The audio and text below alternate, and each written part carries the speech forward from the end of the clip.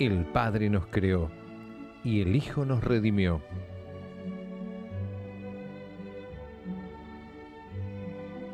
Conocer y amar a Dios exige el esfuerzo de la inteligencia y la rectitud del corazón. Teología para Todos, un curso de religión multimedia.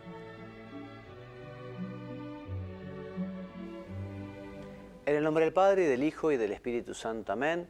Bienvenidos, queridos amigos, a nuestro 10º programa del curso de Teología para Todos. Bienvenida, Mónica, ¿cómo estás? Muchas gracias por tu presencia. Gracias. Bueno, estamos ya rondando la 4ª parte del curso. Este curso de Teología tiene 40 lecciones, ya estamos en la número 10. Si es la primera vez que usted sintoniza el canal, aprovechamos para contarle que este es un curso de religión que va a desarrollar los 3 grandes temas de las enseñanzas de la Iglesia Católica. Esto es, estamos hablando del credo, o sea, la teología dogmática, hablaremos de la teología moral, que están condensados en los mandamientos de la ley de Dios, y terminaremos hablando de la teología sacramentaria y espiritual. Hablaremos de los sacramentos, de la gracia y también de la oración. Estamos desarrollando el credo, les decía, y estábamos hablando de nuestro Señor Jesús. En las últimas clases hemos comentado y hemos pretendido demostrar la existencia histórica de Jesús.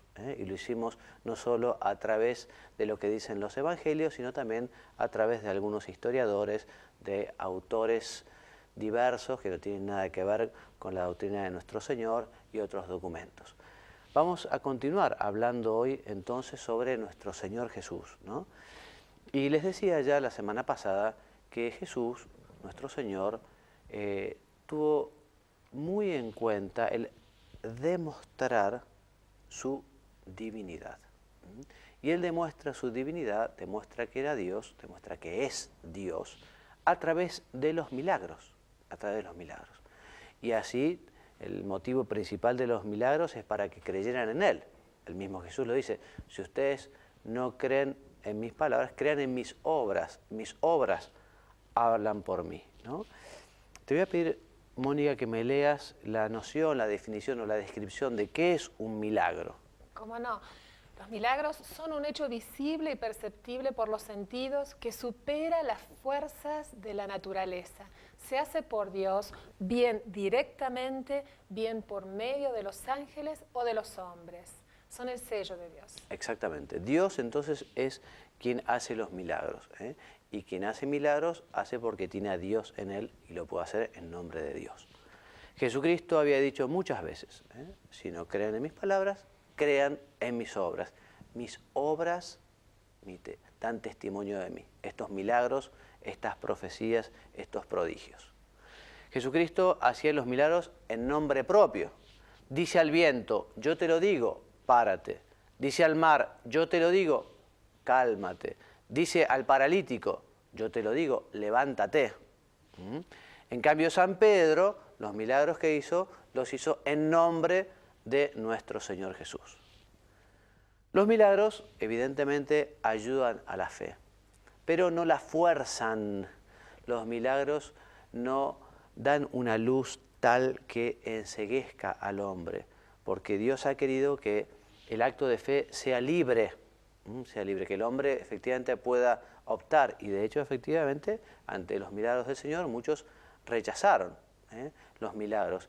Aunque los muertos resuciten, no van a creer, dijo Jesús, y así fue, porque Él resucitó y muchos no creyeron.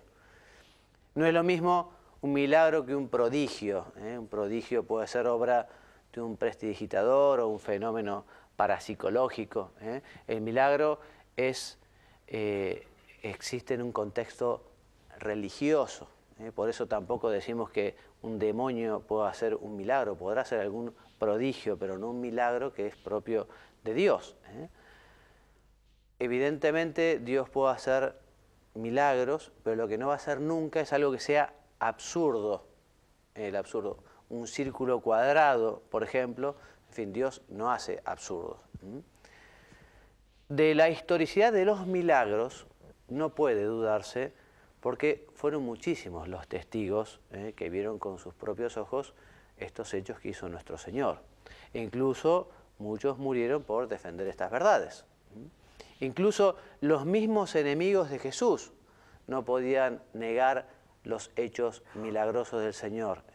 Y por eso decían, este hombre hace muchos milagros, si lo dejamos, todos creerán en él. Bueno, los evangelios describen detalladamente más de 40 milagros. Aquí hay una lista, no sé si los leeremos todos, pero te pediría, Mónica, por favor, si puedes enunciarlos para recordarlos. Sí, cómo no, las bodas de Caná, el ciego Bartimeo, la resurrección de Lázaro, la primera pesca milagrosa, el endemoniado en la sinagoga, la suegra de Pedro, la curación del paralítico, curación de los ciegos y un endemoniado mudo, la curación del leproso, la resurrección del hijo de la viuda de Naim, la curación del paralítico de la piscina de Siloé, la tempestad calmada, el endemoniado de Gerasá, la hija de Jairo y la hemorroísa, primera multiplicación de los panes, otros milagros en la región de Tiro y Sidón, el demonio mudo y la fe, la curación del ciego de nacimiento, Jesús cura a una mujer en sábado, en Caná y Cafarnaúm se realizan algunos milagros. Sí, o sea que son muchos los milagros del Señor. El más importante, lo hemos dicho ya unas cuantas veces en este programa, es la propia resurrección, su propia resurrección que él había profetizado. Y tan importante es que San Pablo nos dice que si Cristo no hubiera resucitado, vana sería nuestra fe. Bueno, nosotros tenemos fe en el Señor, fe en Jesús. Y tener fe quiere decir aceptar su testimonio hasta la adhesión y la entrega total a su persona divina. O sea que la fe no es un conocimiento teórico. Por ejemplo, uno puede estar muy convencido y aceptar teoremas matemáticos, teoremas geométricos, pero un teorema no es que a uno le lleve a vivir de una determinada manera. Difícilmente alguien vaya a dar la vida por defender la verdad de un teorema, en fin, que todo podría ser. Pero la fe en el Señor lo que lleva justamente es asumir el compromiso de amarle, de imitarle, de parecernos a Él. ¿Qué dice? Léeme, por favor, Mónica, el Concilio Vaticano I al respecto. Menciona, la fe no solo es aceptar una verdad con el entendimiento, sino también con el corazón. O sea que es el compromiso que nuestra persona con la persona de Cristo. La fe lleva a esa relación de intimidad, de amor. ¿Qué más? La fe quiere decir tener algo por real y verdadero en virtud del testimonio de otro, ¿no? Entonces, nosotros tenemos fe en lo que el Señor dice porque Él nos ha revelado una serie de verdades que nosotros las aceptamos, le creemos. Nos viene dada también la fe en el Señor por la fe en la Iglesia, justamente que ella también recibió de Jesús el mandato, el pedido de enseñar. Y es justamente la Iglesia, en su función de magisterio, que nos enseña y nos explica las verdades de la fe contenidas fundamentalmente en la Biblia y también en la tradición.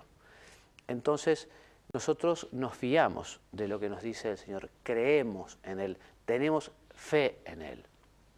Seguir a Jesús quiere decir escuchar sus palabras, asimilar sus actitudes, comportarse como Él, identificarse plenamente con Él.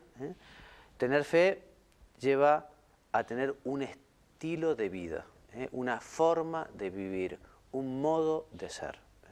O sea que evidentemente los cristianos tienen que demostrar su fe con su conducta.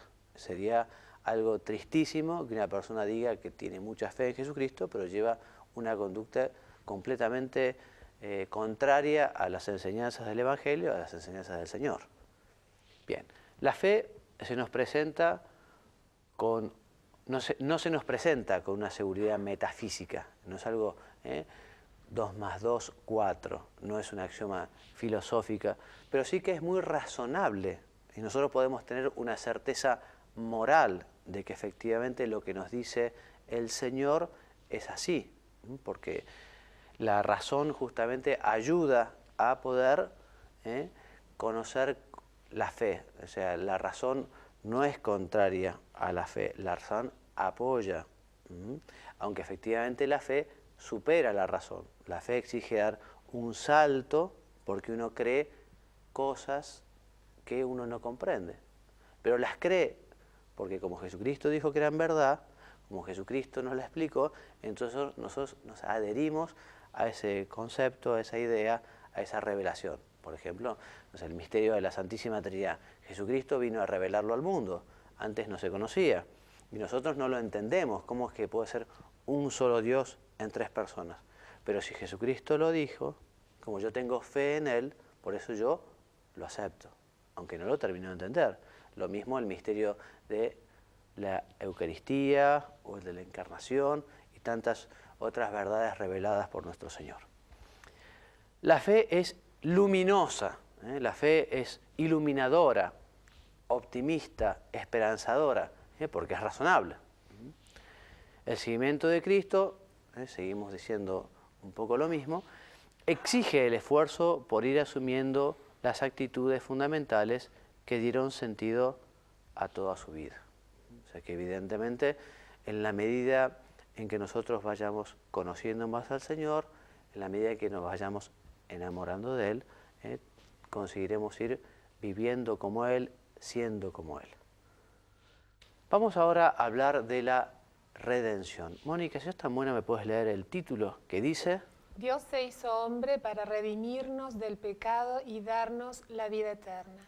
O sea que Jesús, Dios, la segunda persona de la Santísima Trinidad, el Verbo, tomó carne, se hizo carne como nosotros, en las entrañas purísimas de la Virgen María, para un fin muy concreto. Esto es, para salvarnos. Nosotros habíamos perdido la posibilidad de compartir la eternidad con Dios en el paraíso con el pecado de Adán y Eva. Después del pecado de Adán y Eva se cerraron las puertas del cielo. Y cuando Dios a Adán y Eva los echa del paraíso, por decirlo de alguna manera, Él les promete un redentor, les promete un salvador, les promete una nueva oportunidad. Esa nueva oportunidad, esa redención viene por Jesús, por nuestro Señor. Segunda persona de la Santísima Trinidad, que se hace hombre, que toma nuestros pecados y que Él paga. Redimir del pecado es rescatar a precio. Y nos rescató con el precio de su sangre, nada más ni nada menos. Decíamos, del pecado original que cometieron Adán y Eva, las puertas del cielo estaban, y Jesús dijo, aquí estoy. Yo pago estos pecados. Alguien que era hombre, que es hombre, y alguien que a su vez era y es Dios, la dignidad de Dios y el hombre que pide perdón al Padre. Jesucristo vino a salvar a todos los hombres. Todos estamos invitados a la salvación. Jesucristo además se manifiesta a sí mismo como el buen pastor que sale a buscar a la oveja que se pierde. Ahora, si la oveja no quiere volver, bueno, Dios respeta la libertad de los hombres. Por eso el que se condena es porque no ha querido cooperar a las gracias que Dios le ha dado. Dios no condena, es el hombre el que le da la espalda a Dios. Él te crea para que te salves y desea que te salves. Pero como dice San Agustín, Dios que te ha creado sin ti, no te salvará sin ti. Y nos salvaremos en la medida en que tengamos fe en lo que el Señor nos ha enseñado y obremos tal como Él nos orientó. Quiero que me leas, por favor, Mónica, esta anécdota de la vida de Duns Scoto. Es verdad. Dice, iba el filósofo franciscano irlandés Duns Scoto paseando por un camino y se encontró con un labrador que sudoroso hundía la reja del arado en la tierra dura. Empiezan a hablar de Dios. A las pocas palabras el labriego le interrumpe. ¿Me permite hacerle una pregunta? Vamos a ver. Dios lo sabe todo. Dios es infalible, no se puede equivocar. En este instante Dios sabe si me voy a salvar o si me voy a condenar. Ahora bien, si Dios sabe que me voy a salvar, por más que peque, me salvaré. En cambio, si Dios sabe que me voy a condenar, por más que me esfuerce, me condenaré. Por tanto, ¿para qué me voy a preocupar de hacer buenas obras? Dios conoce si te salvarás o condenarás, del mismo modo que conoce si este año recogerás una cosecha espléndida o lo perderás todo en una helada. Según tu razonamiento, como Dios ya sabe lo que ocurrirá con tu cosecha y Dios no se puede equivocar, es inútil que te esfuerces en arar y sembrar la tierra. Recoge tu arado, vete a tu casa y espera a ver qué pasa. Y abriendo su libro de rezos, siguió su paseo por el camino adelante. El labriego se quedó sin saber qué decir. A pesar de la ciencia infalible de Dios, si él no sembraba, era cierto que no recogería cosecha. Y es que el recoger o no recoger cosecha, el que yo me salve o me condene, no ocurre porque Dios ya lo sabe, sino que Dios ya lo sabe desde ahora, porque de hecho ocurrirá después. Si tú dejas caer una piedra desde tu ventana antes de que llegue al suelo, sabes que dará un golpe. Efectivamente, a los pocos segundos oyes el golpe. Pero el golpe no ocurrió porque tú lo sabías, sino que tú lo sabías porque de hecho iba a ocurrir necesariamente. La diferencia está en que nosotros solo podemos conocer el futuro cuando éste depende de las leyes físicas necesarias. En cambio, Dios conoce también el futuro de los seres libres, pues por él no pasa el tiempo. Dios conoce ya la película de tu vida y sabe cómo va a terminar, pero la película la haces tú, libremente, voluntariamente. Saldrá lo que tú quieras. Si yo veo grabado en video un partido de fútbol al que he asistido personalmente, sé de antemano el resultado, pero no por eso soy responsable de la goleada. Dios conoce mi futuro, pues para Él todo es presente, pero mi futuro depende de mí. Muy bien explicado el misterio de la predestinación, ¿no? Estas dos verdades, de que efectivamente Dios tiene todo en presente, porque para Dios no hay tiempo, y junto con eso el misterio de la libertad del hombre, que cada uno efectivamente construye su futuro y que cada uno recibirá conforme ha vivido. Muy bien, la muerte del Señor clavado en la cruz es el hecho más grande que ha visto la historia. Dios no tenía ninguna obligación, por decirlo de alguna manera, entre comillas, de perdonarnos, ¿no? Y si hubiera elegido perdonarnos, tampoco el Señor estaba obligado a hacerse hombre o a padecer y morir derramando hasta la última gota de su sangre. Quiso que fuera de esta manera y es un regalo que nosotros tenemos que valorar, el hecho de que Dios se haya hecho hombre y que haya muerto con una muerte tan tremenda, una muerte tan dura, una muerte en la cual Jesús se vio reducido a algo peor que un criminal, casi tratado como un animal.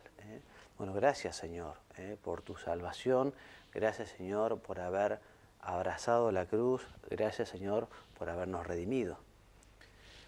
Confiemos plenamente en ese inmenso amor de nuestro Padre. Nuestro Padre Dios tanto nos quiere el Padre que envió a su Hijo a morir por nosotros. Corazón de Jesús, en ti confío porque creo que me amas. Mirá cuánto nos querrá nuestro Señor que derramó hasta su última gota de sangre. Y no solo por los judíos o los romanos del siglo I, sino por cada uno de nosotros. Te pediría, Mónica, que nos leas un poquito sobre la devoción al Sagrado Corazón. La devoción al Sagrado Corazón de Jesús nos consigue grandes beneficios por Él prometidos, sobre todo nuestra salvación eterna, si comulgamos 9 primeros viernes de mes seguido, como Él mismo prometió a Santa Margarita María de Alacoque. Quizá alguno recuerde, a Santa Margarita María se le apareció nuestro Señor y muy triste le decía lo que sufría su corazón por la ingratitud de los hombres.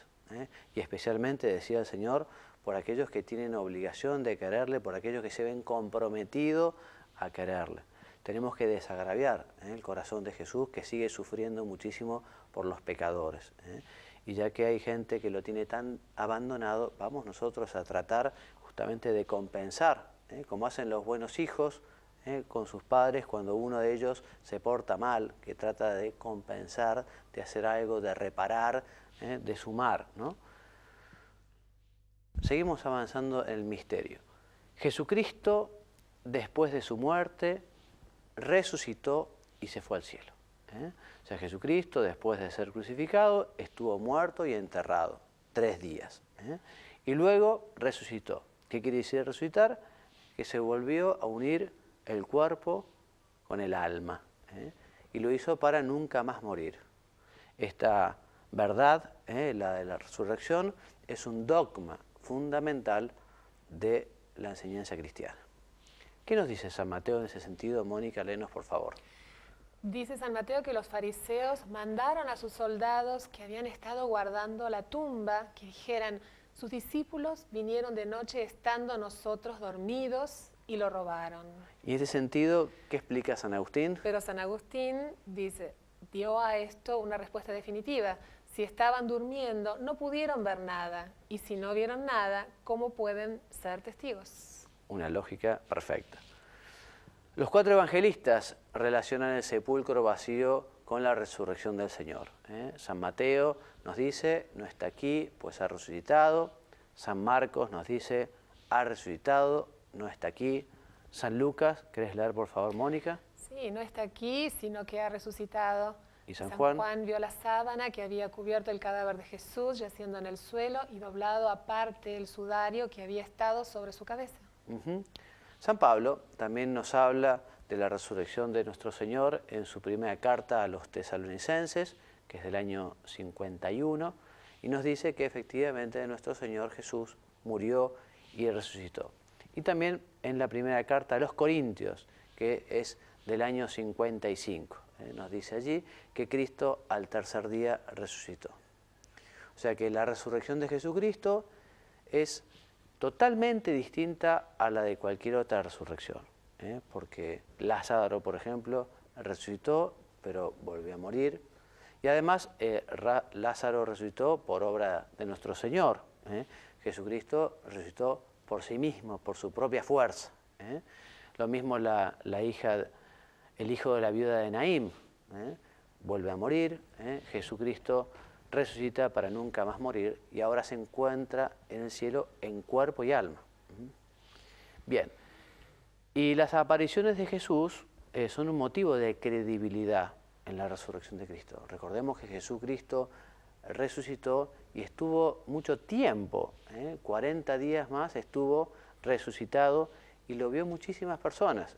Más de 500 personas habrían visto a Jesús resucitado, más de 500 fueron los testigos de su resurrección. Bueno, y hasta aquí entonces nuestra lección del día de hoy. Dios mediante, la semana que viene continuaremos hablando del misterio de la vida de nuestro Señor. Quería aprovechar para contarles que este curso que estamos desarrollando para televisión, ustedes pueden llegar a encontrarlo también en internet. Toda esta documentación que estamos analizando es fundamentalmente el libro Para Salvarte del padre Jorge Loring, ¿no? Y en un sitio de internet que se llama oracionesydevociones.info, www.oracionesydevociones.info, allí podrán encontrar este libro, que es de más de 800 páginas, y allí yo lo que he hecho fue dividir este libro en 40 envíos, ¿no? Y por internet lo estoy enviando, son muchos los inscriptos, desde el año 2004 lo vengo haciendo todos los años. Así que el que quiera recibir más información o esta información por escrito puede escribirme. Mi dirección de correo es juanmariagallardo, que es mi nombre, @gmail.com, el email que tiene Google. Así que los animo, si quieren recibir esta documentación, me escriben. También aprovecho para decirles que vamos a continuar después de hablar del dogma de la fe, de los mandamientos de la ley de Dios, y finalizaremos nuestro programa en las últimas lecciones, nuestro curso, con la teología espiritual, hablando sobre la oración. Vamos a dedicar por lo menos 2 programas a un tema que es apasionante, que nos lleva justamente a poder comunicarnos, poder hablar con el Señor, poder escuchar al Señor. Bueno, me despido. Muchas gracias por la presencia de ustedes. la semana que viene, Dios mediante, aquí mismo. Gracias, Mónica, por haber venido. Espero que les sea de gran utilidad. Yo cada vez que preparo estas lecciones, que lo hago con bastante esfuerzo, realmente disfruto los temas, disfruto los textos. Ojalá ustedes también lo puedan aprovechar. Y ya les digo, si quieren profundizar un poquito más, me escriben y yo les mando los textos para que puedan estudiar del libro, puedan imprimirlo y puedan conocerlo. Muchas gracias. Hasta la semana que viene, si Dios quiere, y les doy la bendición. Que Dios los bendiga y los haga muy santos. Amén. Adiós.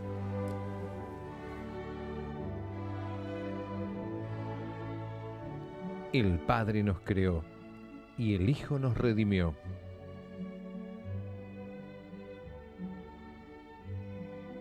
Conocer y amar a Dios exige el esfuerzo de la inteligencia y la rectitud del corazón.